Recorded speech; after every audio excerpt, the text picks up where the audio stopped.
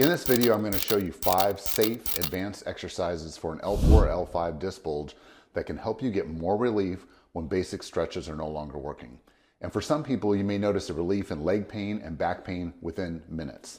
You'll want to see this, so keep watching. Hi, I'm Dr. Philip Cordova, a chiropractor here in Houston, Texas. And if you're dealing with an L4-L5 disc bulge and feel stuck because your current exercises aren't helping anymore, this video is for you. In most cases, that's a sign your body needs a more targeted progression to keep improving, not random movements. That's exactly what we're going to do in this video. These exercises are designed to safely increase intensity, take pressure off the disc, and improve spinal stability. As a result, everyday activities like walking, standing, sitting, and bending often feel easier with less pain and stiffness. Here's how this video is structured.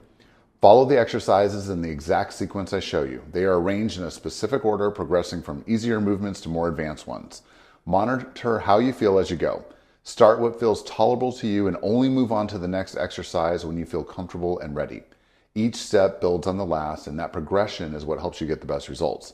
These are the same types of progressions I've used with thousands of patients dealing with disc bulges, and they are designed to be effective without forcing or aggravating the low back or leg pain. Be sure to watch to the end because I'll show you a bonus stretch for an area most people overlook, and it often plays a big role in why the low back stays irritated. Let's get started. The first exercise is called the child's pose. Now, it's designed to help open up the spine. So when you're dealing with a disc bulge, we're trying to get some space in there. So think of it as elongating. This should not feel uncomfortable. Getting on the floor may be difficult for some people. So if necessary, put a couple pillows underneath your knees to do that. But think about it as we're just reaching forward as far as we can. So we want to think long. We want to open this up. So we're going to start on all fours and just lean forward, and then it's a stretch and a push that way. Now you may feel some things pop and crack.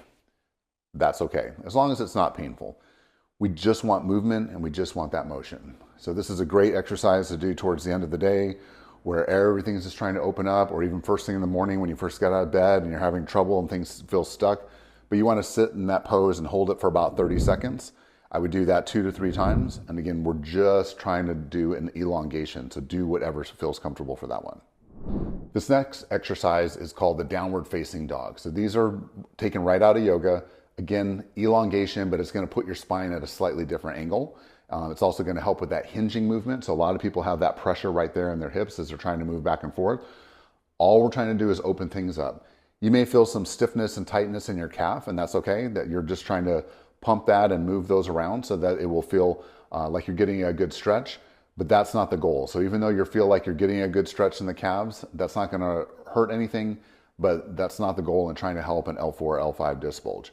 We're again trying to elongate, and we're just trying to get things at a different level. So if this is uncomfortable for you, again, don't do that, but we're going to again try to hold these for about 30 seconds and do this a couple of times. So downward facing dog, you're going to again on all fours, and then you're just going to lift up, and now we're just trying to push down. So here's what I'm saying is you may feel some stiffness in the calves, and that's okay, but we're really just trying to elongate and open things up. So you want to look down like between your shoulders and look down back behind you. You can look up some, but really for the lower back, we're just going to try to keep that neck nice and relaxed, nice and loose. Do this at least once a day. We're going to try to do it a couple times each time we do it. But this will, again, try to open things up and take that pressure off that low back, especially if you sit all day. The next exercise is called the bird dog exercise. You're going to get on all fours again, but this time we're not trying to stretch. Now we're trying to strengthen. We're going to lift up one arm and the opposite leg at the same time, and then bring it back down and do the same thing on the other side. These should be slow, controlled movements, and they, again, should also be very comfortable. So what this is going to do is this extra movement of the opposite arm and opposite leg is called the cross crawl mechanism. And this is something that really helps build up those posture muscles and creates a lot of stability in the lower back. Sometimes people will do like a Superman type exercise, and that's very uncomfortable for a lot of people. So this one is easier, but easier to get into that position, but it still really works those areas.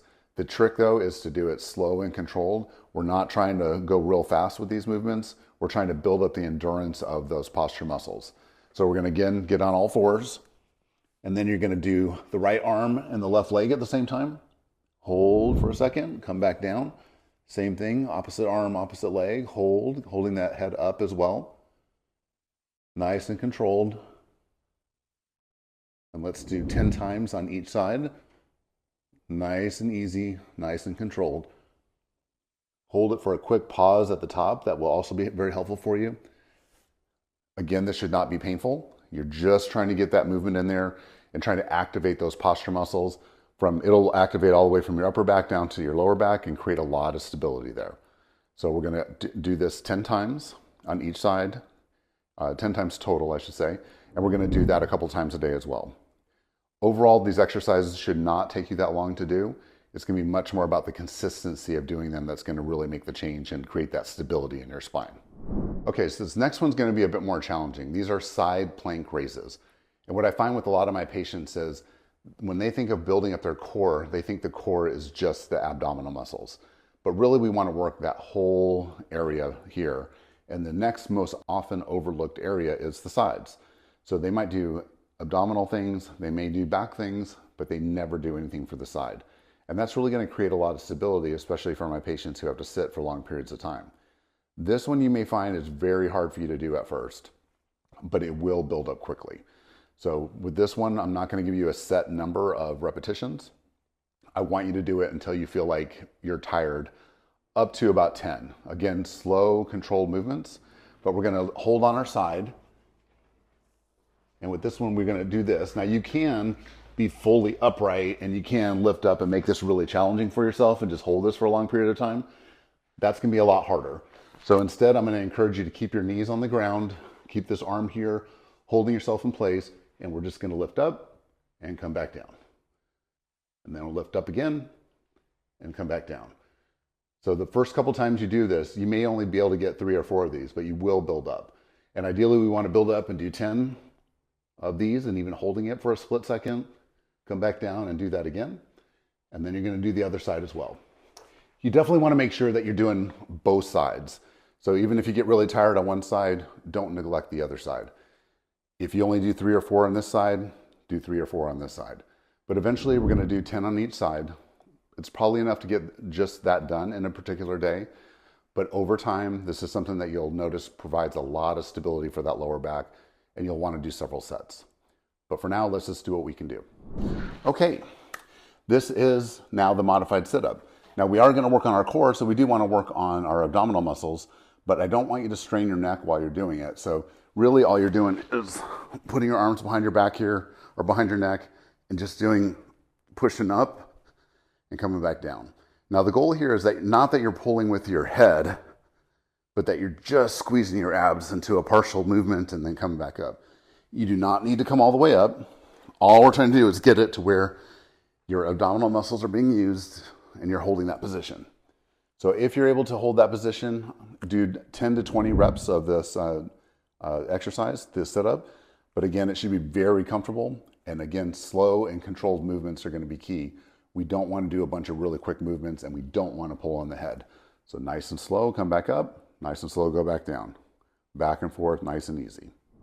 Now here's your bonus exercise, the couch stretch. This is a great addition to this routine because it helps release tight hip flexors, which often pull on the low back and add extra stress at the L4-L5 level. When the hip flexors stay tight, low back and leg symptoms can linger. This stretch helps take that extra pull off the spine so the effect from the other exercises can last longer. Okay, so this is the couch stretch, called because we will very often use the couch. In this case, I'm going to use a chair to stretch the hip flexors in here. Now these muscles go all the way through and they really force a lot of tightness into that lower back. And since most people sit all day, these muscles get really short and really tight.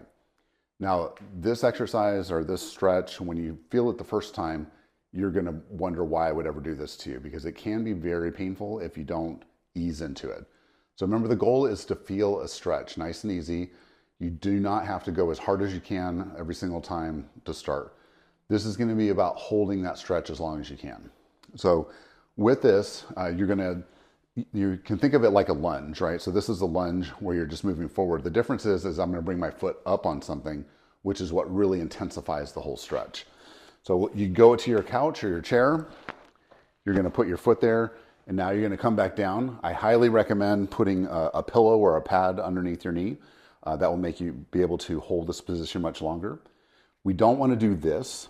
That takes all the stretch right out of it.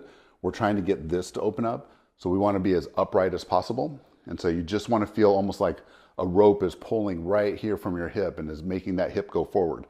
You may initially feel that stretch in your quad muscles more than your hip. That probably just means that your quads are way too tight. And so if you feel it in the quads, that's okay, we'll get there. But you just want to feel somewhat of a stretch in this position.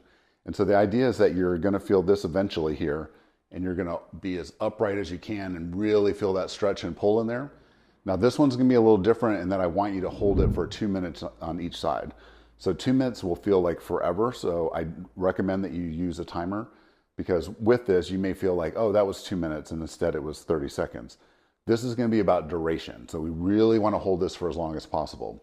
Again, it should be a nice, gentle stretch. So as soon as I feel it stretching, you're good. Just hold that position, and you want to hold it for the 2 minutes. Do each side. If you can get to it more than once, great. But if you just do this once a day, I think you'll be happy, and it will start to get easier pretty quickly. First couple times you do it, you're just going to feel it so tight, and then after a while, you'll start noticing what an immediate relief this gives for you.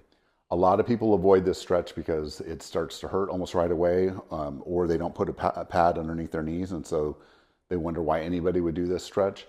But if you can be consistent with it for a few days, you'll start to really notice a difference.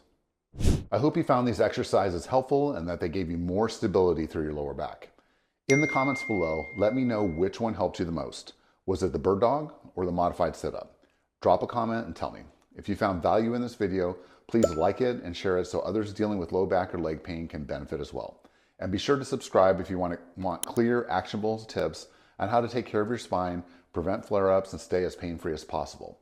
And if you feel like your leg pain might be getting aggravated by things you're doing throughout the day, the next video you should watch is this one. Go watch this video next.